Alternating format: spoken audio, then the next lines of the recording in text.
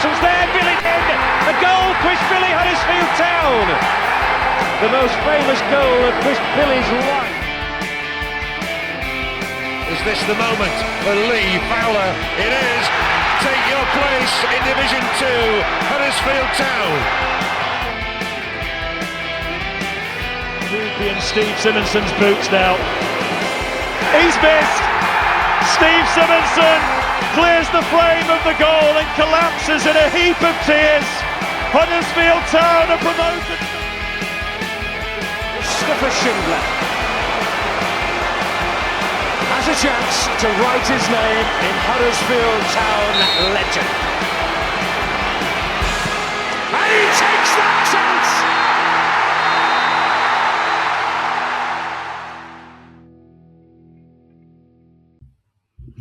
Hello and welcome to the Andy Takes That Chance podcast. This week in HT1 sees mud slung at the podcast. Unfortunately, none of it's from Vale Park, which might have improved the worst pitch that we've seen in years. And there wasn't much better on top of it either, as Huddersfield Town struggled to a 0-0 away draw at Port Vale. Tough place to go? Well, at least we're not Rotherham. Although, to be fair, they've scored a goal in their last 4 away games. So I'm your host, Matt Shaw, and joining me this week is my sidekick, the Silkman, and here to hold us to higher journalistic standards is journalist Dom Howson. How are we doing, guys? I'm not sure about that last bit, Matt. I'll do my best, though. Is this a new law, though, Matt? Going into this podcast, is this a new law, finding the effort and the arseness to actually have to record about a game where, again, I don't want to spoil it too much. I don't think we can have it down as the most exciting game in the history of football. But I think personally, Matt, for this season anyway, going into this episode, there is less excitement from my side than any other one going forward. Do you know, it reminds me of a game between Huddersfield and Port Vale, which was 0-0 in about 1999, 2000, possibly the 99-2000 season. I'm going to look that up. And it was one of the most diabolical games of football you will have ever seen. And I think it was like in the midst of the Steve Bruce era at the time. And it was literally a game where nothing happened. And lightning struck twice, 26 years later, because nothing happened, really. I mean, we can start and finish there, I guess. But there are a few things we can talk through while I try and have a look to see if that was in 99-2000. I'm sure it was. My memory I is a little don't bit think ropey. it was, Matt. From memory, I actually remember that it was winning at Vale Park because it was 2-1. No, it was at home. It was at home. Game. Oh, okay. It wasn't 99-2000 though. I'll have to look that up. Maybe it was the year before. But anyway, there was an absolute stinker with Port Vale in the late 90s. Although they did beat us 4-0 at home once and stayed up on the last game of the season, which was a strange one. People remember. Right, let's start with Port Vale then. So in Town's preview show, they built this up as a tough place to go, and it's annoyed a lot of people. I think it's not really set us off on a great footing, or didn't set us off on a great footing this weekend either. I mean, look, there are no free meals in League One, are they? Especially when you don't have the talent of a Man City or MK Dons, as Killer was just espousing off air. Port Vale have improved since Darren Moore vamoosed. However, Port Vale are 24th in League One in the home table, 9 points behind 23rd place Northampton. Only Sheffield Wednesday have won less games than them at home in the entire 92. That's out of 92 Football League clubs. They're joint 89th in the home table, thanks to a point from us. I get respect your opponent, and it's one thing someone in the media department saying it, which is fine. But the head coach parroting it before and after didn't really sit well with a lot of fans. There's only Harrogate, Spurs and Sheffield Wednesday have a worse points per game record than Port Vale at home. So why come out with a self-fulfilling prophecy, which kind of, it felt like this set us up for a difficult day. I mean, we're probably digging into things that aren't there, but it just piles on top of things, doesn't it, Killer? Yes, it does, Matt. And if anybody knows Huddersfield Town fans, as well as we know Huddersfield Town fans, it's just not going to sit well with them either. It just seems at the moment, every single thing that's said from the club side isn't being received very well at all, because it's missing the mark on what I think most fans wants to hear. Our favourite time being Town fans was David Wagner. Again, we were speaking about this prior to the episode about the mentality we had going into games at Newcastle, and we could just work hard, we can be brave. Why can't the underdog do well if you put the effort in? That's the kind of mindset we want as mindset. I'm still League ranting here, but that's what we want as fans. That's what we want to hear. That's what gets us excited. And when you're going into the easiest away game in this division, factually, based upon pretty much every single stat you can look at this season, it isn't. There's no easy games in football. Of course, there isn't. But to preface this by saying it's another difficult one, it just sets the wrong example and just sets people off on the back foot. And Town fans at the moment need no excuse to become upset. We understand why. We understand what we've seen on the field has been poor at best. Let's say that. So to hear that from a guy that's been in only a few weeks, and we've already done well with 10 men twice in the first couple of games of his tenure, to now only be a few games further down the road, and we're looking at framing it like this. It just was never going to sit well. And I just hope they and he can learn from that, because things like this does matter. It does matter. There is a knock-on effect, and it's not necessary, I don't think. We need to start focusing on ourselves. I think that's what I like, and I think that's what other Town fans like when it comes to listening on how we're going to go about a game like Port Vale away. I will say the pitch was pretty horrific, but it wasn't even that angle that Manning seemed to go down. But is Port Vale's field always like that, by the way, guys? Do you actually know if it's like this every season, or is this something that they've done not necessarily on purpose, but because of the FA Cup run? Is it something that looks worse this season for something like that, or is it always pretty poor? I think it's particularly bad this season, Keller. But yeah, I have been to Vale Park a number of times, and yeah, I mean, it's not a pitch that is conducive to getting the ball down and playing free-flowing football normally. But I think, you know what, a point that actually everybody, I think, or a lot of people have not really picked up on when you think of sort of the preparation that Town had going into Port Vale, was that Town had a full week to go at it, and Port Vale played Sunderland in the FA Cup on the Sunday and then Bradford on a Wednesday. So Town should have been so fresh. They had everything stacked in their favour. And so again put in another insipid performance on the road and fail to score, you know, that's where, you know, Town fans have got every right to just feel so disillusioned right now. And it's constantly what Cozzy says, and has been saying for weeks, of where this doesn't feel like a team that is challenging for promotion and is in the mix for the playoffs. It's never had that feel at any stage.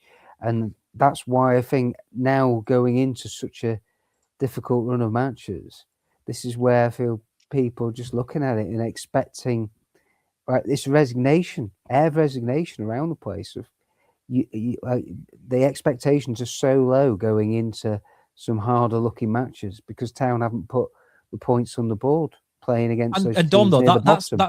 That's from the manager out as well, though. When you feel like the manager's making excuses beforehand, I think that's what most fans felt. That increases that feeling, and I think, again, that's something that can change very quickly. You can have a little quick word about how to communicate to the Town fans on the side. We've got enough communication experts at the club, and I think that would help, because again, when you set that precedent that we're expecting a tough game, where fans are expecting a win, because look at the fixtures coming up, we need a win. I think it just made the task a little bit harder than it needed to be. And okay, it's not going to necessarily be the difference between winning and losing. I get that, but it's something that could have helped, and I feel like we missed it, and we've missed it a few times this season. And it can be sorted out pretty quickly. I just hope they get around to doing it this week tomorrow. Yeah, I had a stinker. It wasn't Port Vale, that boring 0-0 from the 90s. It was Tranmere at home. I had a quick glance there. It was Tranmere was the terrible 0-0 a 0-0 back in 1999. But moving on from terrible games, let's talk about this terrible game. I think the main talking point before the kickoff really was Alfie May's exclusion. That is the big talking point. So we're recording this on the Monday, so we've had Liam Manning's press conference prior to Lincoln tomorrow night. So Liam Manning has, do you notice, Killer? I said Liam Manning there, not Ryan Manning. Has done well so far today. So this is what happens when you get extra rest, an extra day's rest. But so last week, the talking point was Alfie May was ill despite training in the lead up to the game. I think he was ill in the midweek and then trained, didn't he, prior to it. He wasn't included this week at all. Liam Manning says he has a terrific relationship with Alfie May and he's trained well. He's hinted if you watch that, it kind of hints at something a little bit behind the scenes, but then says he's got a really good relationship with Alfie May. It's almost like saying there's maybe a personal issue of Alfie May's which hasn't put him in the right frame of mind or something. We're only guessing, and I think if that is the case, it's fair enough. If there's something going on with Alfie May, wish him all the best. But Liam Manning's tried to quash that and say there's no issue between me and him, but something is best kept behind closed doors. And sometimes there are issues that we can and won't find out about. And if that's the case, that's the case. But if it's not, then it was kind of baffling, Killer. Or Dom. We'll go to Dom. I went to Killer first last time. Screw you, Killer. We'll go to Dom.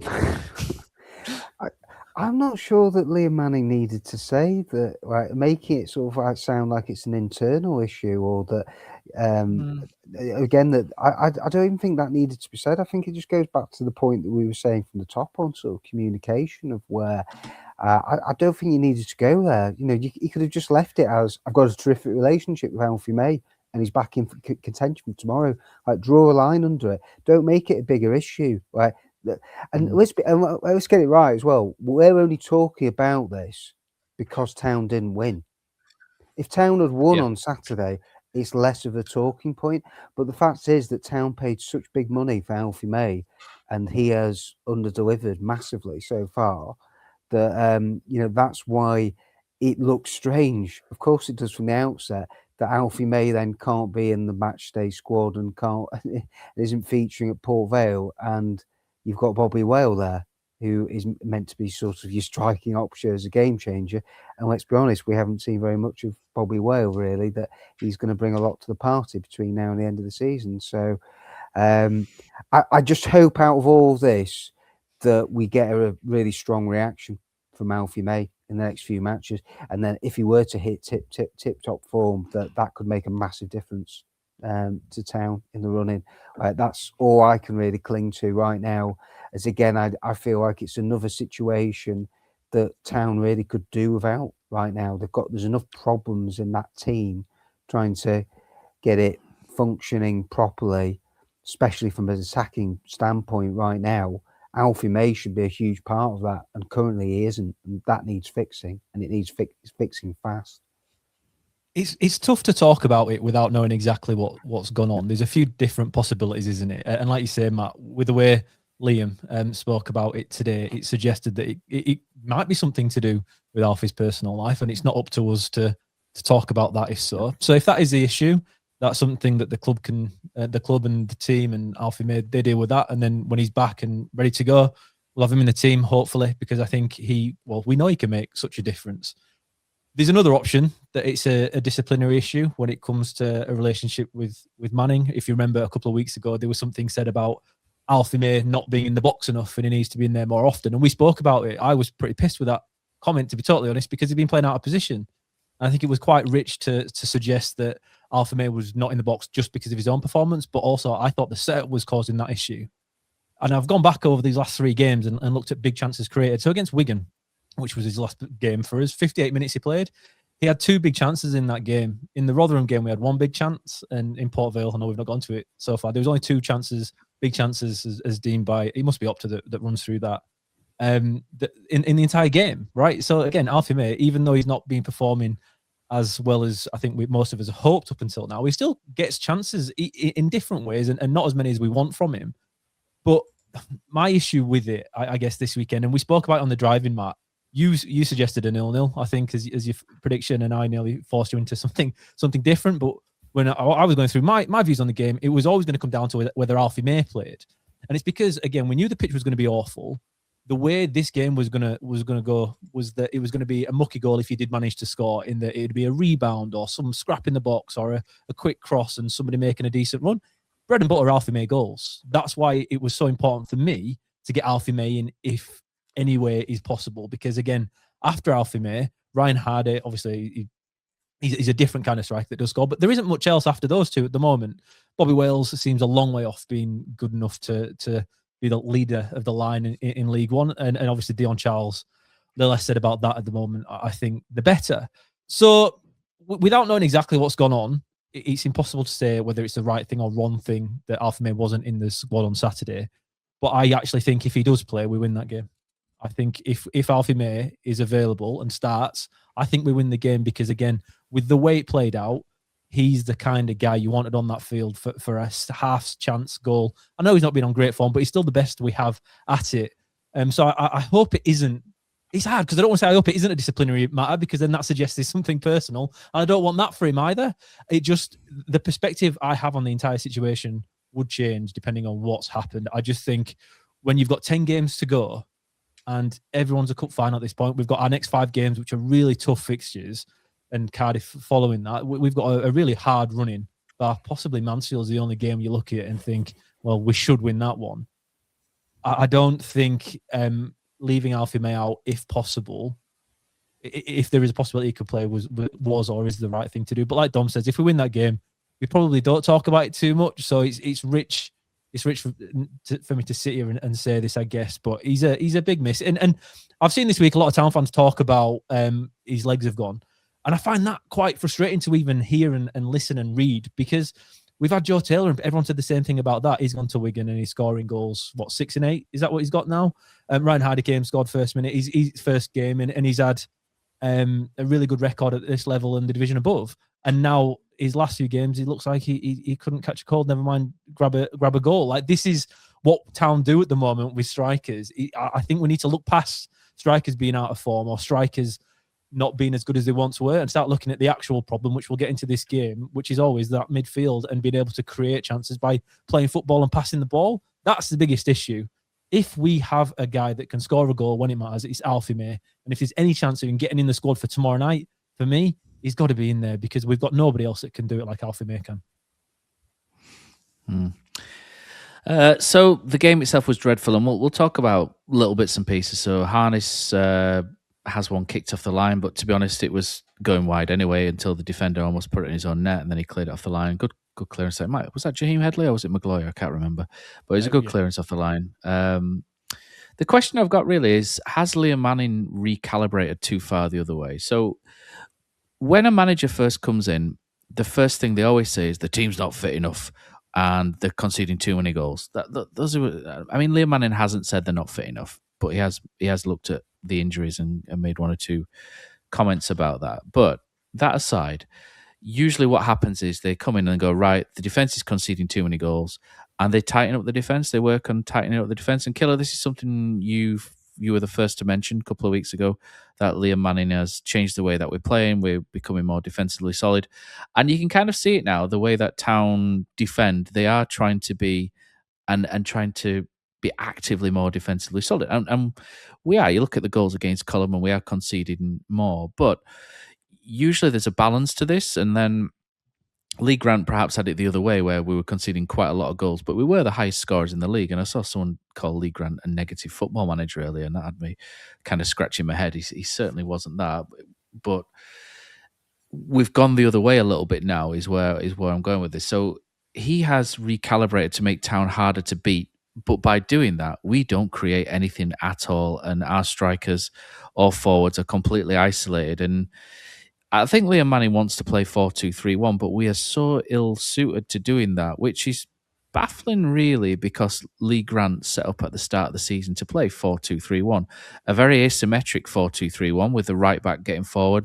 Marcus Harness moved into 10, and then the right back would overlap. Sean Rowan at left back would wrap around to make that 3, and then Ruben Ruskin.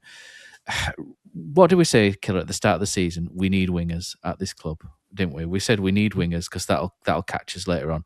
And the club tried to pass Ruben Ruskin off as a winger, which we're still slightly miffed at, aren't we? Even moved him into the forward section on the website, despite him never playing anywhere but left back in his career until he joined Huddersfield Town. And Mikael Miller as well has been passed off as a winger, and he's not a winger for me either. No, again, I'd say he's a specialist left wing back. Yeah, I would. Or more. He can get by as a left back, but it's certainly not a left winger. It's not somebody who can go on jinky runs and he's direct and he beat 2 or 3 players to get to the bar. He runs in a straight line, doesn't he? Yeah, he is. He's a straight line runner, and there's a place for that in the team and in the squad. But as we've seen, Mikael Miller, the trouble is that in his Town career has been staying fit for long enough to then have the sort of the impact, isn't it? But the point I was going to make there, Matt, on what you were saying, and I think it is totally right, and people are now picking up on that, and that we have gone too far the other way of Town. And the chance is particularly the chance creation that's the huge worry of where Town are not creating as many chances as what they were when Lee Grant was in charge. But defensively, it's not as if there's been that big of improvement. If you take the 2 clean sheets that Town have picked up against 2 of the bottom 3 out of the equation in the last 2 matches, that's 2 clean sheets in the last 9. It's not great. It's not as if defensively, by trying to make Town harder to beat and harder to play against, that you've then actually seen a huge upturn in clean sheets, because you haven't. And look, they're definitely, as I've said before, it's great seeing Jack Whatmore is now back and is going to be close to, and I think again he could be huge for Town. And Joe Lowe will come back soon as well. They've missed them. But it's not helped, has it, that they've not regularly had like a settled back 4 or back 5. It has been a lot of chopping and changing under both Lee Grant and Liam Manning. We haven't conceded 3 though yet, Dom, under Liam Manning. Whereas with Lee Grant, it felt like we conceded 3 nearly every other game, didn't it? Honestly, there were some poor trips away from home, seeing us concede 3 at Burton and whatnot. I think defensively we are much better, to be honest, Dom. I think it is an overcorrection. The stats don't bear that out, Killer, though. They're still conceding away from home. They've gone 4 matches without scoring, and they've lost 3 of those by conceding 1 goal. And that's. I still think it'll be better per game. If you look at it per game, though, Dom, it'll be better. It must be better than Grant. We'll go back afterwards and have a look through it and see if it is.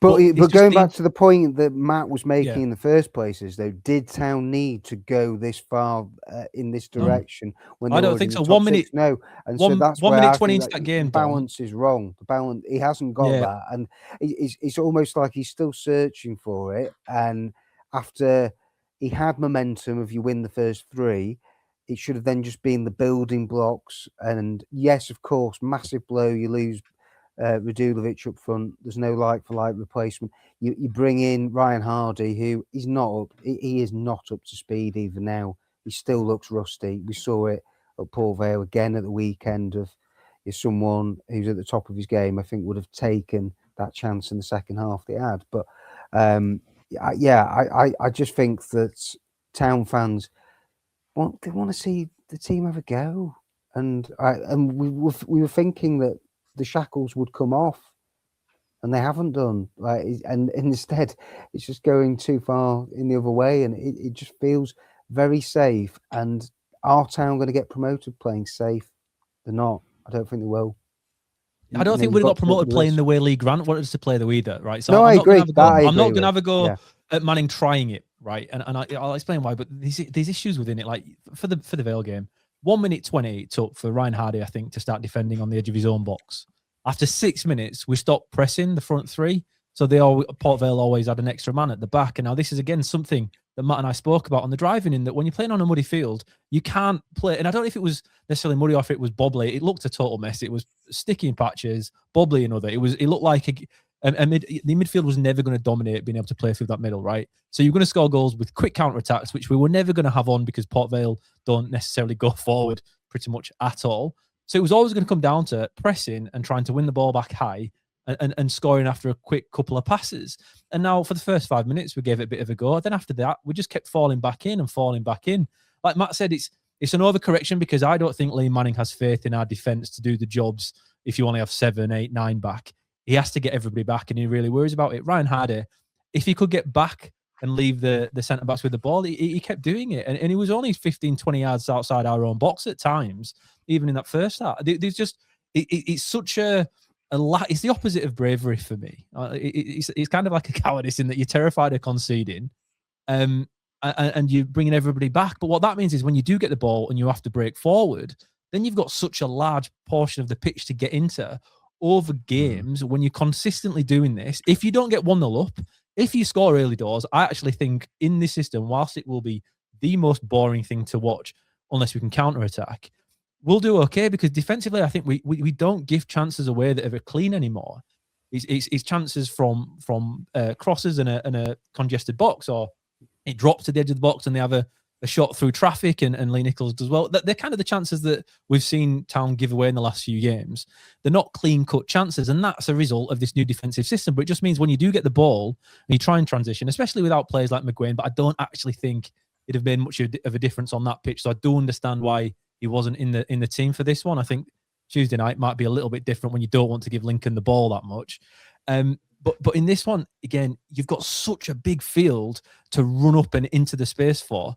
Over the game, you get knackered by the end of it. And I don't want to spoil the agenda too much, Matt, but I think that's why there was such a huge drop-off in the performance as the game went on, because when you constantly lose the ball back, you run back into shape, win the ball back, and then try and attack forward. You can't do that for 90 minutes and expect, no matter who you're playing, to still kind of be the aggressor, be the team creating the chances. And that's why, for me, we ran out of steam towards the end, because, again, this defensive-first attitude that we've got, it just knackers you out, and it makes no sense to get a team like Port Vale. However, Dom, I will stick with it in that I think if we play open football against a better team in this division, we can't go head to head with them. We just don't have the tools to do so. And now at the end of the season, we'll break it down, I guess, again, and do a bit of a review on where the signings went wrong and where the balance is totally off in the squad. Because I think even the people at the club at the moment would accept that's kind of a real situation, in that the balance that we want for the system that we're trying to play, or that Manning wants to play, isn't there. So we're having to do it this way. And it is negative, and it is defensive, and it is boring. But again, I think this is the only way they believe we can have a successful end to this season. So even though it's tedious for us to watch, I actually think this is what we're going to see still between now and the end of the season, because they don't seem to trust the players that we've got to be able to play not open football, but a little bit progressive. I don't think they believe we can do it. So this is what we're going to have to watch, unfortunately. Very turgid, wasn't it? Unfortunately.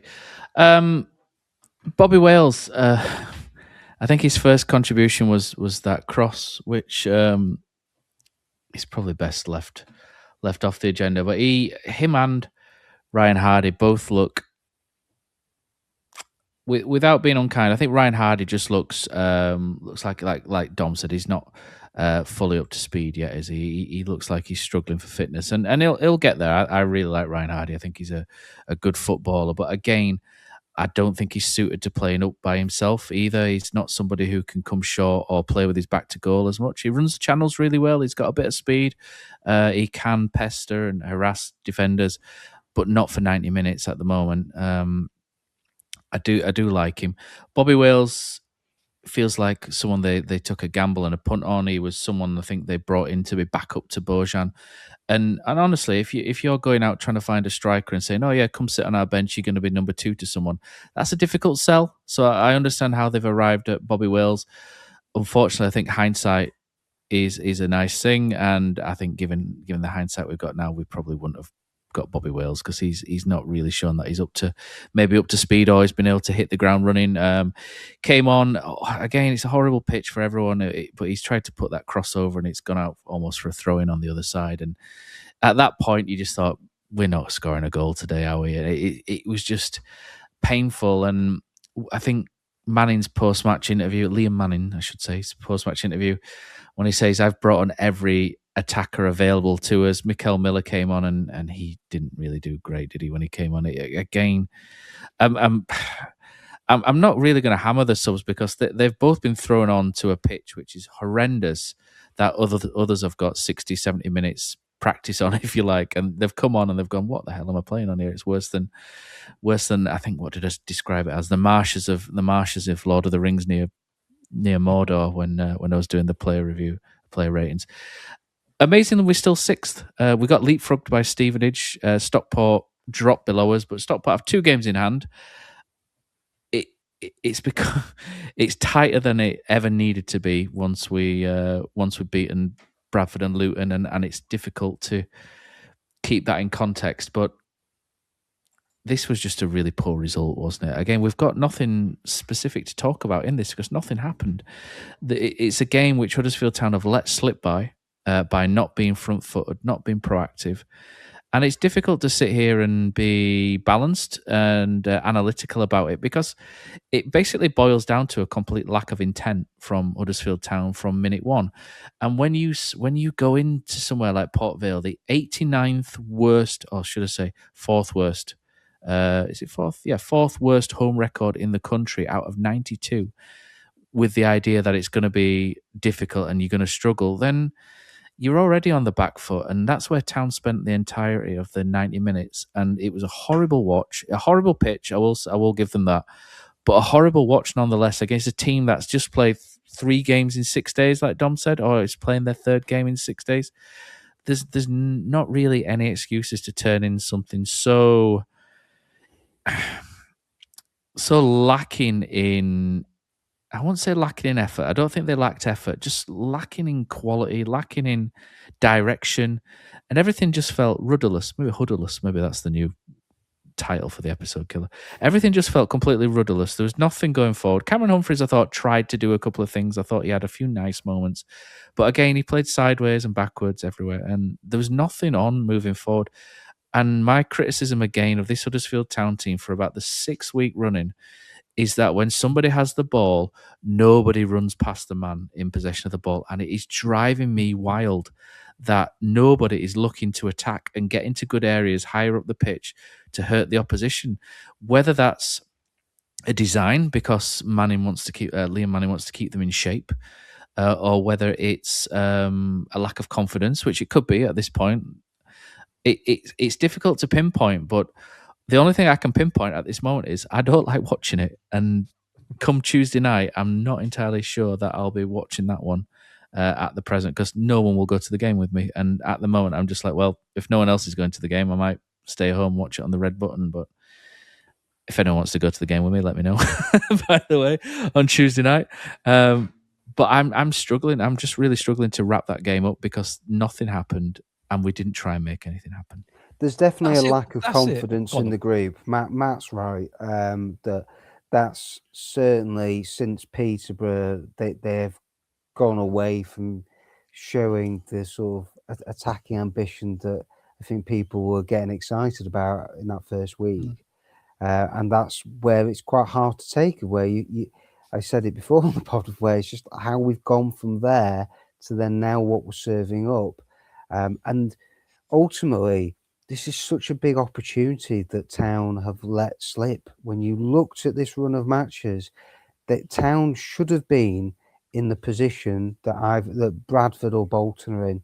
They should have that level of sort of points on the board, a cushion, knowing that you've got your hardest home matches to come.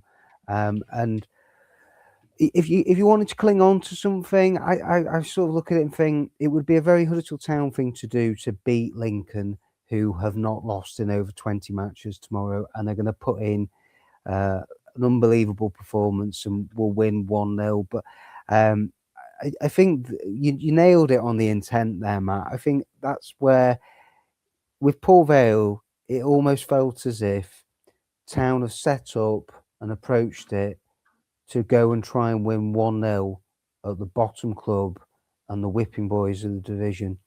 And with the money that Town have spent in the last 18 months, and you mentioned quality before, that is where it's baffling, the lack of quality in the group. And let's face it, Town are relying, it feels a little bit in that final third at the moment, on a young player in Cam Asher, who was nowhere near on the radar 6 months ago.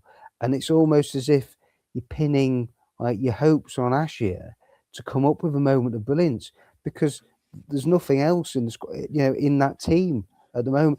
There was a very good call actually on Radio Leeds after the weekend they mentioned the amount of goals Town have lost in the last 2 years. Maybe even in the last 12 months or so. And it's so true. Like the set piece threat has gone down massively by losing a Hellick and a Matty Pearson. You've then also got Castledine from earlier on this season. And then you take Radulovic out. So I suppose there are mitigating circumstances, but then Town have still invested heavily. And you have to say right now, is this the second or third January transfer window in a row where Town's business has been appalling? It's not been good enough. It hasn't. From Humphreys to Hardy, who Town brought in knowing he wasn't fully fit and would take weeks to get up to speed. A backup striker in Wales who's not really done much in his career. For a team with aspirations to, at the beginning of the season, to get top 2 and to be scrapping just to try and stay in the top 6. There's so many questions there that, like, you know, where you just across the board, you think there's no cohesion, is there? There's no there cohesion isn't. across the entire thing, and it's going to be difficult now to sign players because I mean we haven't even touched on Ryan Ledson being dropped, have we? Which we kind of wanted to see, didn't we, Killer? Because his performances haven't been great lately, but when he's not there, you kind of think, oh, maybe Ryan Ledson could add something into that midfield. I think Ledson, that's we didn't want Kasumu in, at, though, though, did we? isn't it? We didn't want Kasumu for him. We wanted but another ball player. Ledson was only left out to avoid him picking up a 10th yellow card. Thing is, do you know what, that's a good point. Matt, you mentioned it is about the intent. The intent's what the issue was, right? But it'd be remiss of me not to say here, we should have won this game. We had enough chances to win this game. Harness has shot off the line. I know it would have been an own goal. Hardy had the total whiff from the cross from the left-hand side where he's totally missed the ball from only, 4 or 5 foot out. I think he should have put that away.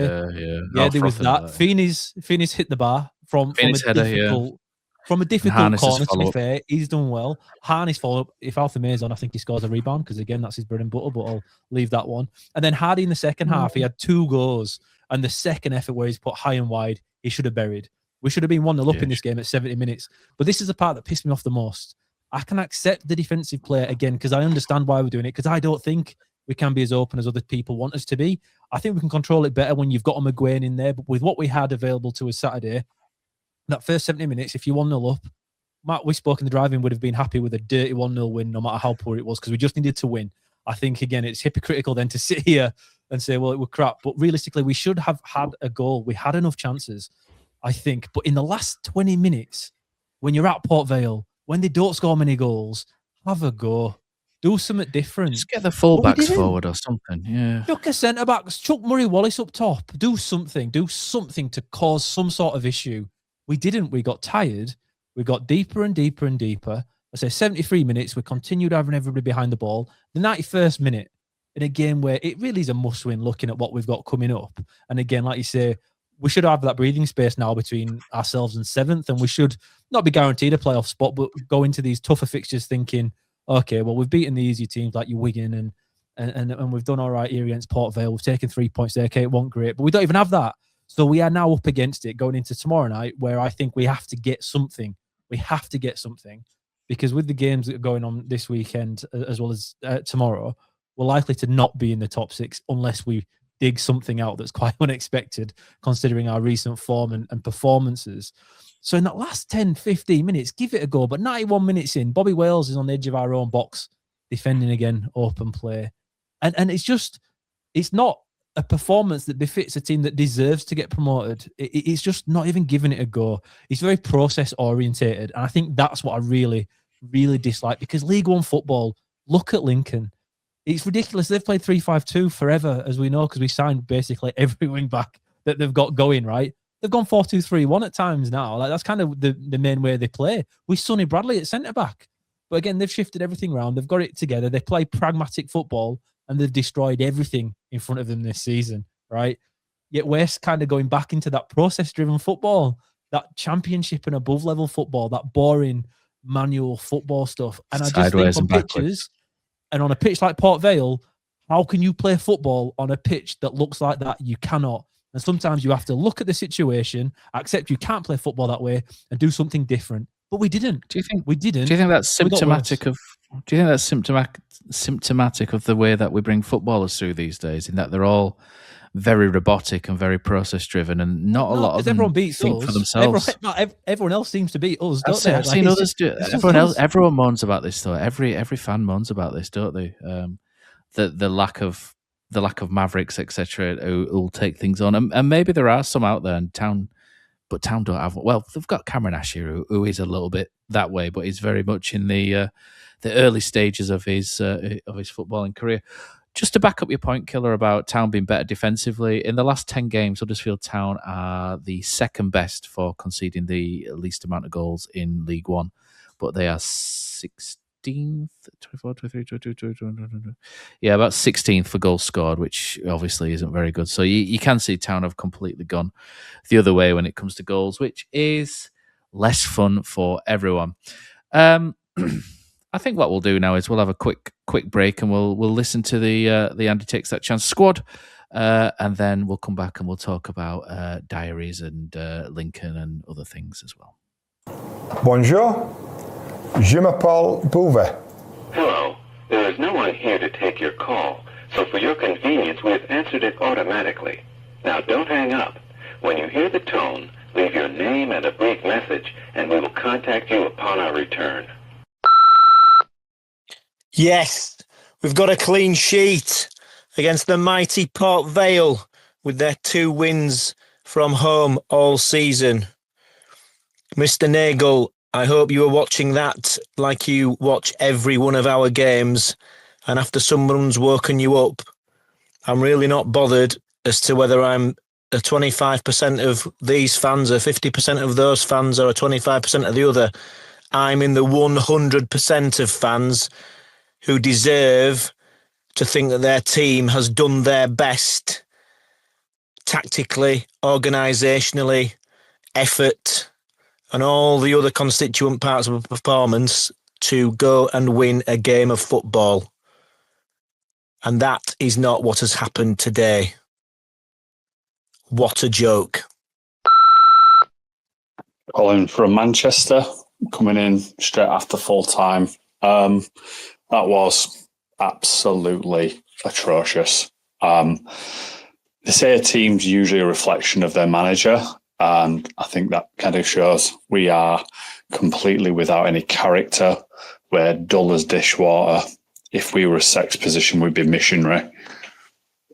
Absolutely abysmal. And I don't trust this club to put this right at any point, not under this owner. I don't know where. I don't know what to say. But these remaining games, we're playing a lot of sides around us. We ain't making the playoffs. Fellas, it's Epi here for the Port Vale away review. Just got on the train back to Manchester. We're a few tins deep, so please bear with us, Matt. If you can have the buzzer ready, and with Sam and Goldie as well. There's 3 of us. I've prepped them. 3-word review from both of you, please. Matt, please have the buzzer ready. I don't know what's coming. Sam, we'll start with you. 3-word review of the Town game today, please. Total uninspiring shit. Goldie, from you. Absolutely useless. Matt, I hope the buzzer machine was in there. We're not going up, are we? Absolutely abject. There's no style. There's no intensity. That's it now. We've just played bottom of the league and not offered anything. The best part of that game, sorry about that, Sam, I've just spit a Dorito out onto you. The best part of that game was a tackle from David Kasumu on the 42nd minute to get Town fans somewhat interested. The rest of that was absolutely disgraceful. At the risk of swearing very intensely, I'm not going to say anything else. Lincoln on Tuesday, we're going to get absolutely turned over. I have lost all interest in this season. It is a full-on disgrace.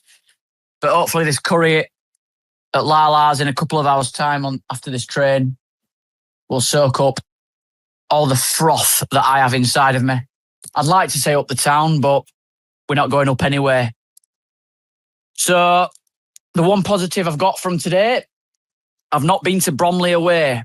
And that will be, where is Bromley, lads?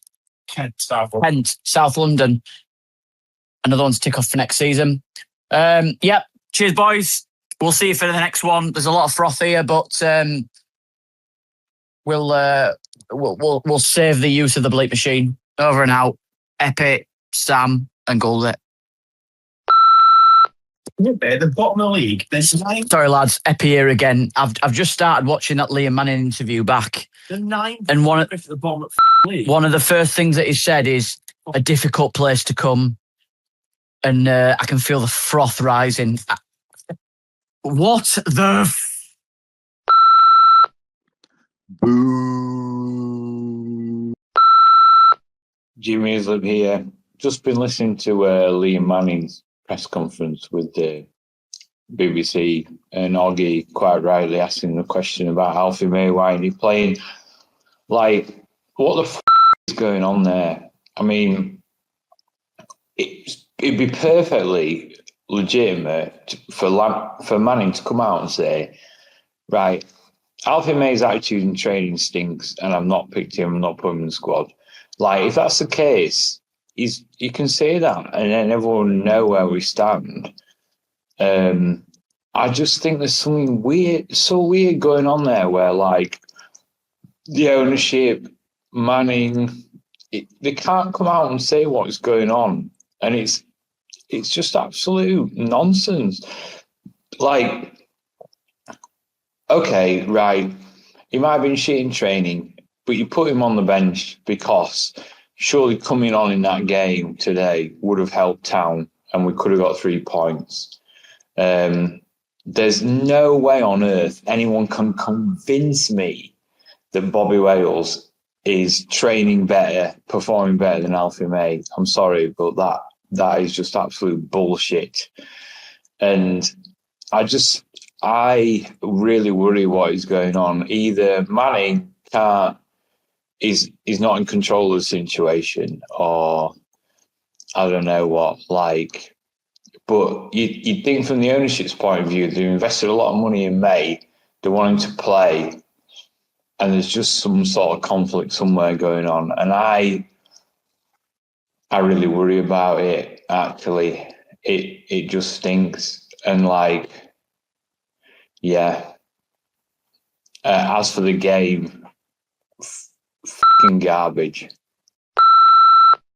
The mailbox is full and cannot accept any messages at this time. Goodbye. Okay, a lot of froth there. We don't usually censor things, so apologies for the language. We try my best to bleep a few things out. Going forward, I think maybe we'll tone down the bad language, chaps, even though it is very frustrating because there are a number of listeners that probably don't like it. Also, Lala's never been. Apparently, it's pretty good, Killer. Never been one of Huddersfield. No, I thought you were a Huddersfieldian. Not a staple of your. I'm a vegan. My choices are very limited. I have to travel far and wide for a decent restaurant. And a green bean masala or something, can't you? Yeah, making better myself, Matt. And I have that dilemma. If I can make it as well as at home as I can in a restaurant, I'm not wasting my money. My Yorkshireness shines through. It has to be better than what I can make at home. And vegan options in Huddersfield aren't necessarily the best. And Colin, it's ditch water, not dishwater. It's always one of those things. Anyway, Kevin Nagel back out, did a diary with Carmichael Dave, took aim at the podcasts. I think it pretty much took mostly, I think with regards to us, I think he was a little bit unhappy with the article that John McNamara did. I've just thrown Johnny under the bus there. So, and look, this is Huddersfield takesthatchance.com. Sign up for the Patreon, www.takesthatchance.com. I've always said it's a fan site which is open for any Huddersfield Town fan to write on there if they want. Do I censor it? No. Do I read it before it goes on? Yep. So as long as it's not libelous, which I'm pretty sure Johnny's wasn't, it goes on. It's an opinion piece. People can react to it. People can write something in opposition to it. It's there as a fan site. So anybody who wants to write can do so. They're basically, you can write what you want, make it legible, don't get us sued. That's basically the rules. So that's it. I mentioned that on the previous podcast as well, Killer, that's what it is. I think in terms of Kevin Nagel, I've been accused of being of pushing and peddling Kevin Nagel propaganda before. So there we go. You can never win on these podcasts, can you? You're either super negative, super critical, or too positive. You can't win with everyone, and made peace with that a long time ago. What did you make of of their latest installment? I've got to be honest, I listened to them, and there's usually 30 minutes of talk, and I can maybe make one or two bullet points out of it. But a lot of it is just a chat, isn't it, between two mates, a talk. I didn't glean an awful lot. I know he's a bit upset about some of the criticism from Huddersfield fans, and the booing at games, and again, we didn't mention it, but after the Port Vale game, there was more booing again, wasn't there?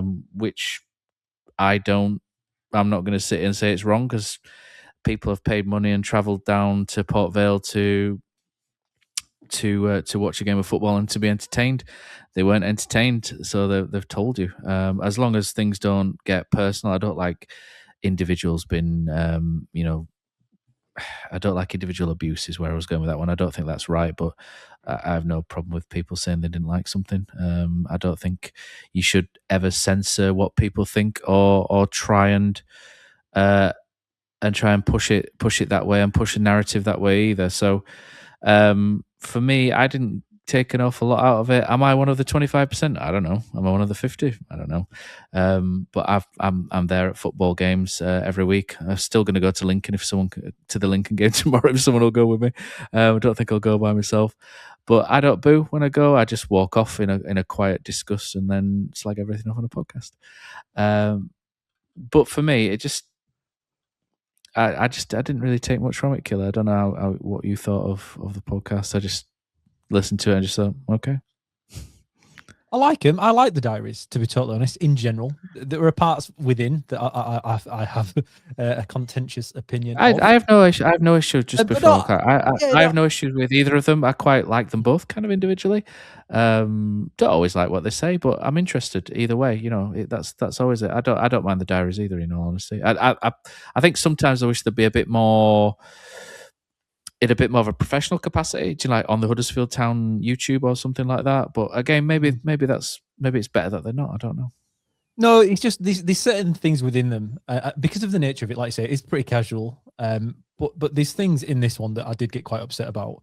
I think it's quite rich to say that these naysayers that don't go to the games or whatnot, they don't go. But Kev, you're only here for 6 or 7 a year yourself, mate. So let's not start picking on those that might go to 20 games but can't be asked anymore because it's boring, because the football's so negative.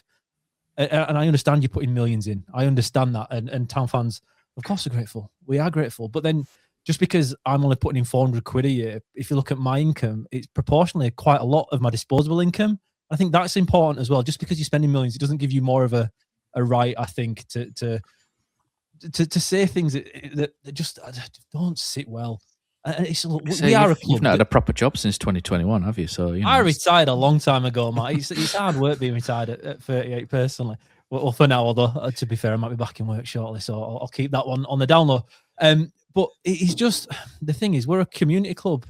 We're a community club that have overachieved when it comes to the size of the town for 100 years, right? And okay, we've had times where we've not been good. We've been times that we've been literally the best in the world or one of the best clubs in the world.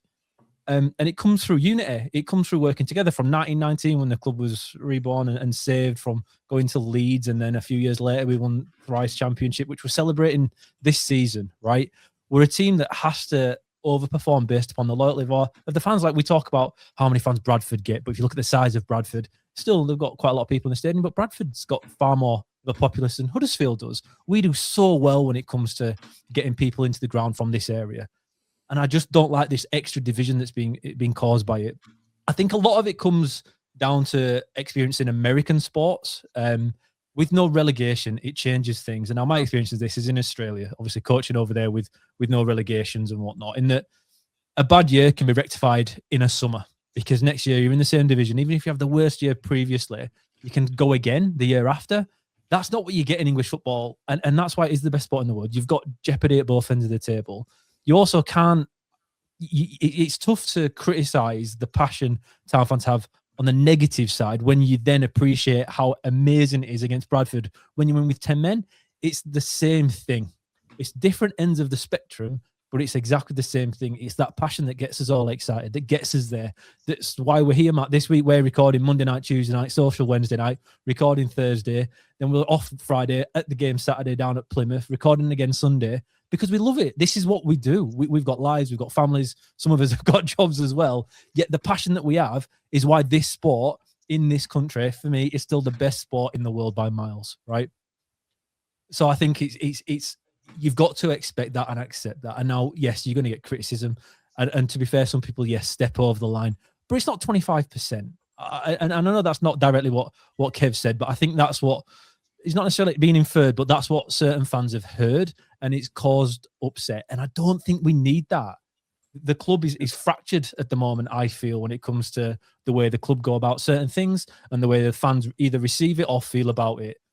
And I don't think any of us like it. We don't like it on here. We know if, Matt, you get criticised being propaganded, and then other people saying you're not going to give enough, you can't win. And that's because there is a lack of unity. Again, all you have to do is look back 10 years ago. David Wagner came in. I don't want to talk about Wagner. It's not about him as a manager, but just what he brought to the club. Well, it's what he brought to the club and the town as a whole. He brought everybody together. And now if anybody can learn anything from that, hopefully it's the ownership we have now. And that look at what worked there. Because again, when you get us on side, like against Bradford, down there the night before, getting the display ready of the Cowshed Law, there were people everywhere getting ready for that game because it's exciting. And the performance on the pitch was off the back of it, absolutely. But that comes from everybody working together. And I think you can get that more often if the club help as well. I just hope we can get that sorted. I just feel at times these diaries, whilst I really enjoy getting an insight that, again, not every other club gets, and I think we are quite fortunate to get it. Unfortunately, when you record for 35 minutes, some things you're not going to like, and it is going to be picked apart. Killer, I'm completely polar opposite to you. I've said it before, I'll say it again. I've never liked the diaries. The diaries should have been binned off ages ago. I actually thought because it's been so long that they made maybe an internal decision that they were going to just do it in-house, which is how it should be done. Look, I don't know another professional football club that does video diaries. It doesn't, as far as I'm aware. I can't think of another owner that does. Peterborough not, Dom. The Peterborough not, because he does a podcast, but it's not really about Peterborough, is it? No, but again, I'll probably upset any Peterborough fans that are tuning in here. I would say that it's not Huddersfield Town. You'd like to think are a bigger club than Peterborough, and so I don't see other teams doing it, and there's a reason why. As I don't really see what there is to gain. You're not really giving, I would say, anything exclusive behind the scenes. It is like a chat between two blokes, but they are, one is the most important person at the football club, and the other is one of his close advisors. And so the actual message last week, part of it seemed like they were trying to nail it, which would have been, there's 10 matches left in the season, let's get behind everyone. But then instead what it turned into was that he felt like it was a right of reply to some of the fans who've criticised him. But I'm afraid he's the owner of the football club, so it comes with the territory. You're going to get criticism when things aren't going well. And on the table might suggest that Town are having a decent season, but anyone that follows Huddersfield Town or has any kind of connection to Huddersfield Town will know that this just feels like a repeat of the dross that's been served up for years, and we were promised something different, or we thought it was going to be different under Kevin Nagle. So that's where the criticism comes, and I don't think it's productive to call out podcasts or to call out fans who aren't going, some who've paid their season tickets as well and still aren't going. And that's on you as a football club, that fans have been driven away because they're bored and they're fed up and they're disillusioned, and they find it a chore going to watch their team. And so that's on the ownership group to turn that around by building that unity and trying to pack out the stadium. What's the point of all the investment in the infrastructure to the stadium and the club shop, H-Town, everything, if it's then going to be half empty? What are Town doing right now, going into the final 9 matches, to encourage fans to come back to the ground? Like tomorrow, Lincoln is a tough sell when you think of the form, the difference between the two teams. It's on the red button. And this is it. You know that a lot of Huddersfield Town fans are thinking, oh, it's going to be the same old again, isn't it? Bradford was a one-off. Not going to see that again in a hurry. I'm just going to stay at home and watch it. That's on the club, of where you have to be on the front foot, and where you might not like the criticism, but until you do something about it, then it will always be there. And on Sporting Decline, it goes back to Johnny McNamara's piece. It laid it out. There was nothing there factually that was incorrect. This club has gone from the Championship when Kevin Nagle was here to pumping millions of pounds into the club, which he has done, but the club have gone backwards. So you can't expect a pat on the back and for people to be cheering your name at games going, you've done fantastically well, Kevin Nagle. The most important thing that people judge you on are results.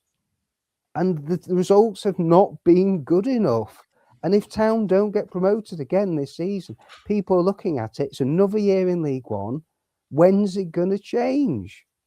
And that's my rant over. Best part is two lads having a chat online in America talking about journalistic standards needing to be better on podcasts here.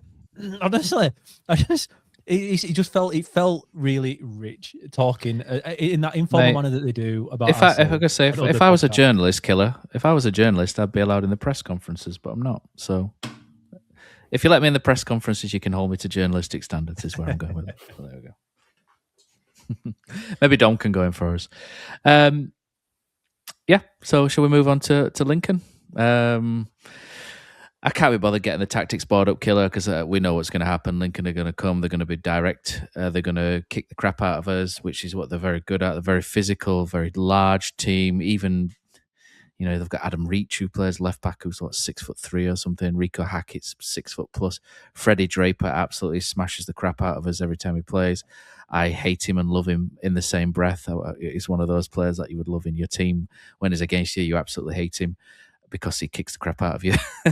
But they're a team that you just have so much admiration for, because they have done it their own way. And I think there's a lesson in here for Town as well, because I think one criticism that I would always label it the Nagle era, not so much Kevin Nagle himself, but the era, is that they don't give anything enough time to breathe. I felt like Michael Duff was sacked too soon. Many people say Neil Warnock was binned off too soon, although whether he should have come back in the first place is another question.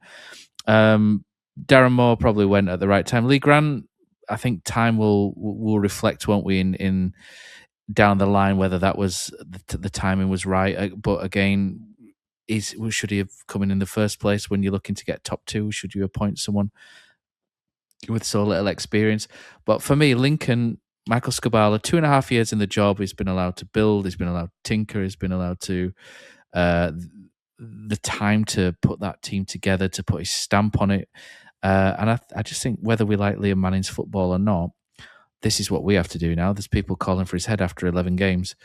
It's madness. Honestly, it is absolutely madness, is that you've got to stick to something now. Commit to something.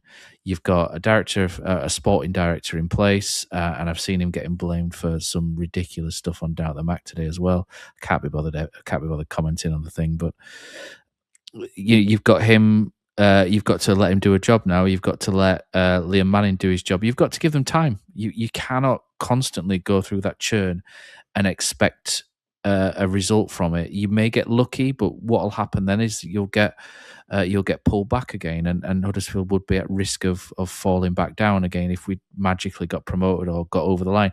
You have to let things breathe. You have to put long-term plans in place, medium-term plans in place, and we've not done that. And hopefully now this is something that we can learn and do that. So that's my love letter to Lincoln over with. And we'll move on to the game. For me, this is a home defeat written all over it. Lincoln have conceded 3 goals all season. I don't think we're equipped to deal with the aerial bombardment from them.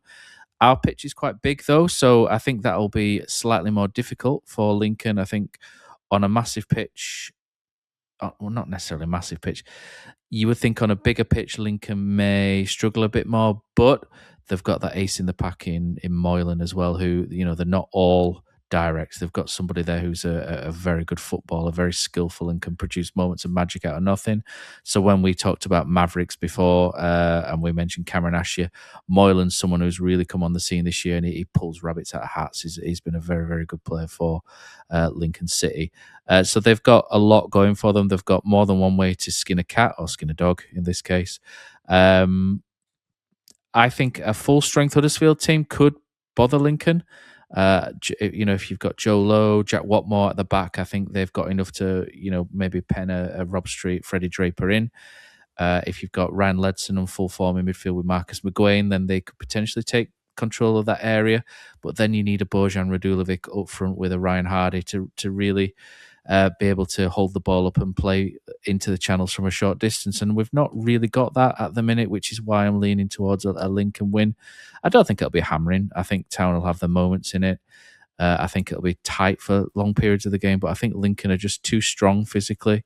And I think over the 90 minutes, they will probably take the game away from us. And when I talk about the big pitch, they went away to Cardiff City, which is a big pitch similar to ours, and they won at Cardiff. So it's going to be very difficult to keep them at bay unless your Moylans and your Drapers don't play and they have to rotate somewhat. But for me, I'm going for a Lincoln win by maybe 1 or 2. But I don't think it's maybe as cut and dried as maybe what people do think. And I think there are avenues where what Town can exploit, especially with them being big. You can get round the back of them if you can play the ball cutely enough. So someone like Cameron Humphreys would have to be pretty much on point, or Marcus Harness on point, and you're trying to look to get an Alfie May or a Ryan Hardy around the back, similar to what we did at their place, Killer, where Alfie May's got in and he's created the goal for Castledine, and that's through speed and skill getting behind, and that's where you can get them. But they've only conceded 3 goals in the last 10 games, so good luck breaking that defense down. So for me, it's not going to.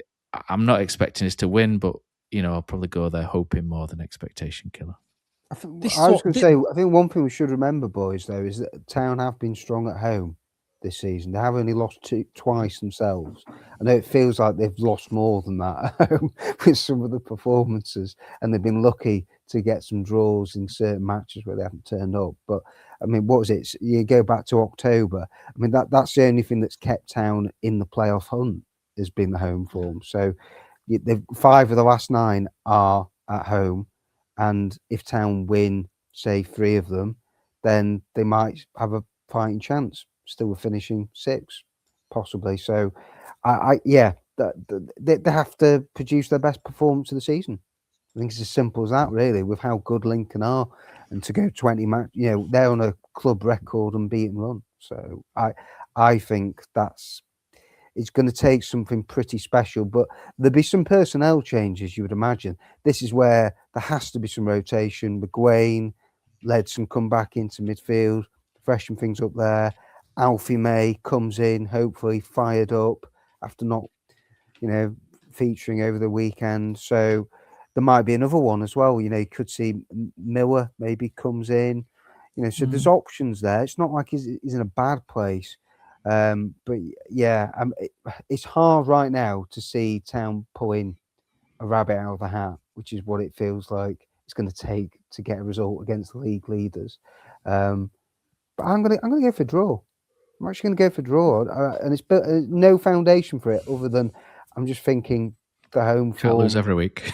2 unbeaten, back-to-back clean sheets, Matt. I don't know what all the 4 clean sheets in the last 11.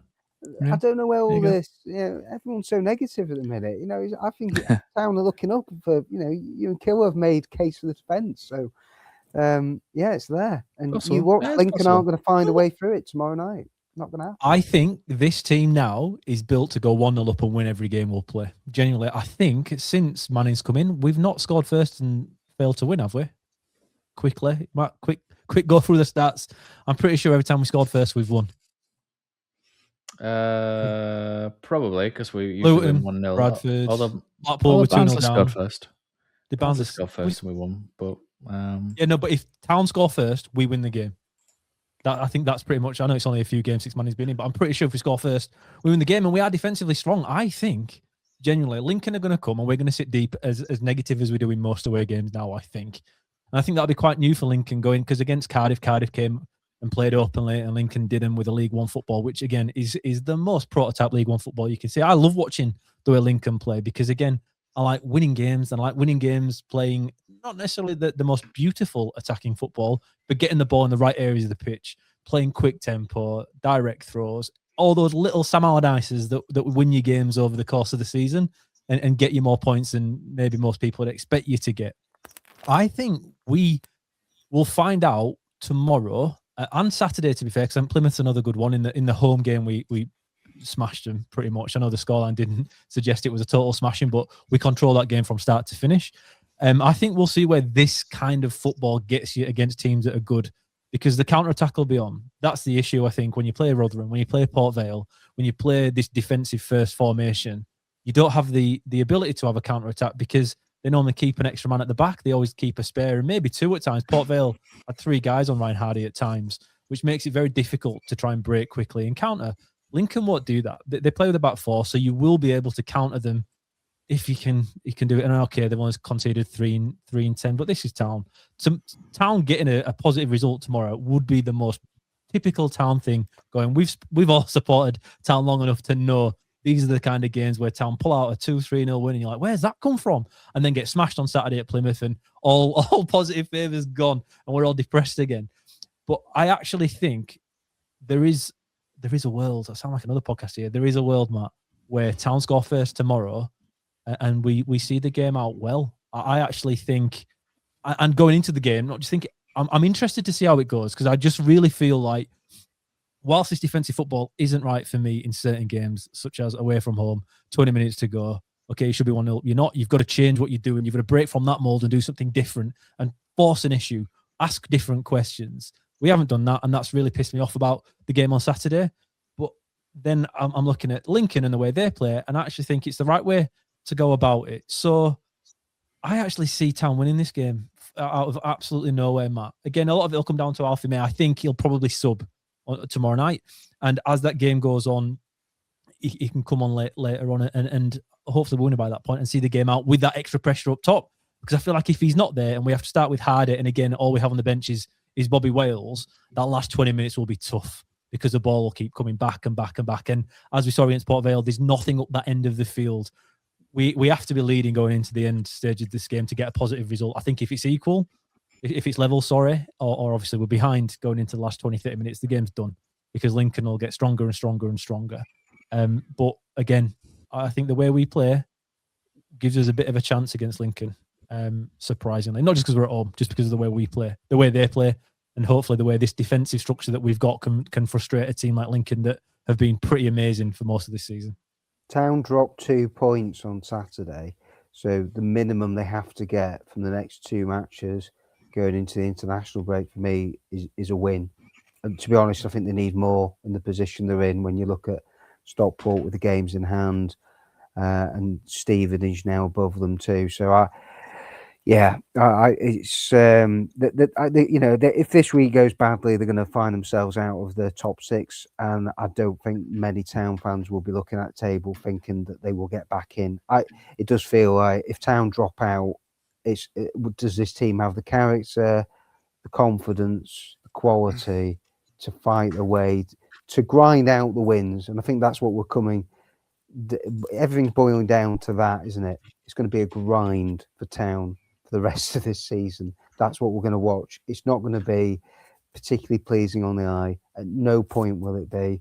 Anyone thinking that Town are going to, in the next few matches, roll up and win 3, 4, 5-0, it's not going to happen. So they have to just find a way, and if, who knows, you get a result against the Lincoln, could it reignite the season, and it could give them then that ability to kick on. That's, I think, the only way that you can look at it right now, is that you're just sort of searching for positives when there aren't many. Okay, I think you two need sectioning, but we'll move on nicely. No, I mean, there is a chance, but it's I'd say that we're not the favourites going into that one. We're talking about when times were good, boys. So recently, there's been a new group created, which we covered a couple of weeks ago, the 1908 group. As part of the 1908 group, we try and collaborate together to raise important issues to the football club and to point out issues as well across the fan base. One thing that the 1908 group have done recently is they've visited the grave of Herbert Chapman. It's 100 years since Town won the last league title, the third and possibly most famous one. Herbert Chapman wasn't at the club then, but the 1908 group and Ollie Fisher, as part of it, went down to visit Chapman's grave. And Ollie has done us a nice little voice note as to what the whole point of that was. Hello everyone, Ollie Fisher here. With this being a very important year in Huddersfield Town's history, the 1908 group decided to do something to mark it involving, of course, the legendary manager Herbert Chapman, who was in charge for 2 of the 3 titles in the Thrice Champions run in the 1920s. So, doing a bit of prior research, we managed to discover that Chapman is buried in a churchyard called St Mary's Churchyard in Hendon, which is in North London in the borough of Barnet. I would say it's about 4 miles up the road from the Emirates where Arsenal play now. So on last Tuesday, March the 3rd, we decided to go and visit the site where Chapman is buried alongside his wife. We reached out to the churchyard in advance just to kind of let them know what we were doing, because we decided to get a wreath made of blue and white flowers and to take a scarf too, and just letting them know that we would we'd take some photos as well. And we didn't want them to be caught completely off guard by that. Got speaking to Julie, who is the vicar at St Mary's Churchyard, who was incredibly helpful with everything. So we went down and met her and some of the regular churchgoers that gather there on a daily basis, I think. And she was able to give us a bit of a tour of the graveyard, of all the plots. There's actually some notable people that are also buried in that particular churchyard, including the founders of Singapore and Pennsylvania. So don't say that Hendonians don't get around the world. And then, Herbert Chapman's plot is not too far from the main entrance, actually, and it's quite a big plot. And it mentions that he was manager of Arsenal Football Club. Unfortunately, there's no mention of Town on there, but as mentioned, he's buried next to his wife. And when we arrived there was actually an Arsenal scarf already on it. Strangely, an Arsenal and PSG half scarf, which, I think his time at PSG must have been forgotten. But we put down the wreath, of course, and put down the scarf, took some photos, which I'm sure Matt will be able to display. But it was just, really nice to be able to make that pilgrimage. We exchanged a few stories about what's known about Chapman, in terms of what happened before Town, during his time at Town, after, when he goes down to Arsenal, and of course becomes the legendary figure there too. And we also were told to go to the pub that is just around the corner from the churchyard, where there is, I think it's called the Fox. There's actually a bit of a mural to Herbert Chapman outside the gents' toilets. And the funny thing about this is, where I used to live in Tufnell Park, which is very close to the Emirates, there was a pub there called the Hercules, and there was also a mural to Herbert Chapman outside the gents' box. What that says about him, I don't know, but it must have been what he wanted. It was fantastic to do. Again, I can't thank the churchyard and Julie, the vicar, enough for being so hospitable and for being so knowledgeable about it as well. They really take pride in their local history there, and it was an absolutely gorgeous church. Hendon is a lovely place, and it was a privilege to be able to do that. And it's one of a few things that I know are being planned to mark the celebration of Thrice Champions. The next mission is to try and find Cecil Potter, who we believe is buried somewhere in Surrey, but records are a little bit scarce on him, especially in sort of his later life. But he was, of course, the one who won the 3rd league title. So, it's very important. The football club, the fortunes on the field are up and down, have been in recent years, as we know. But it's crucial to remember that as a club, we've got so much to be proud of, and we should celebrate our history because others simply don't have it. And I was really happy and proud to be a part of that particular moment.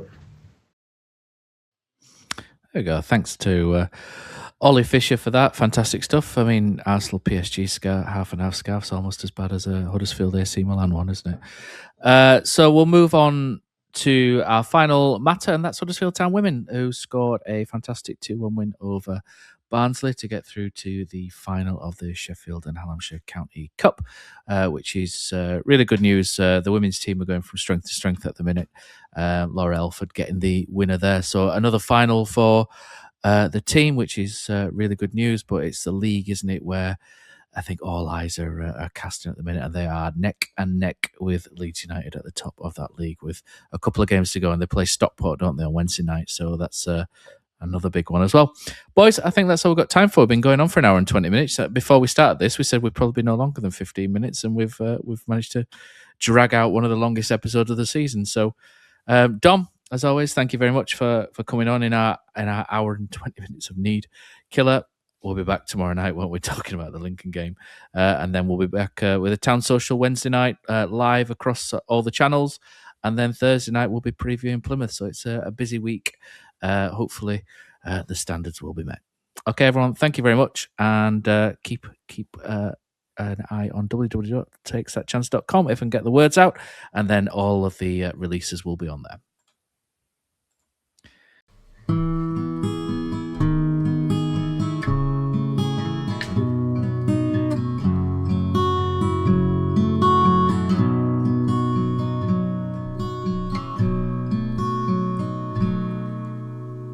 There's a team that is dear to its followers.